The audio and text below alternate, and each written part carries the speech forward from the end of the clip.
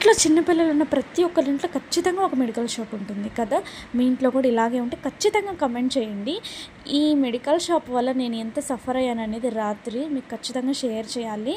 ఎందుకంటే రాధ్యకి నిన్న మార్నింగ్ అంతా బాగానే ఉంది.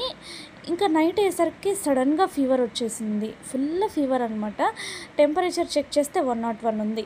ఇంకా ఆ టైంలో ఎక్కడికి వెళ్తాము, ఇంకా నా దగ్గర సిరప్ ఉంది కదా, పారాసెటమాల్ ఉంది.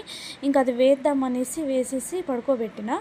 తడిబట్ట వేసి కూడా తుడిచిన అనమాట. అయినా అస్సలు కొంచెం అంటే కొంచెం కూడా కంట్రోల్ కాలేదు.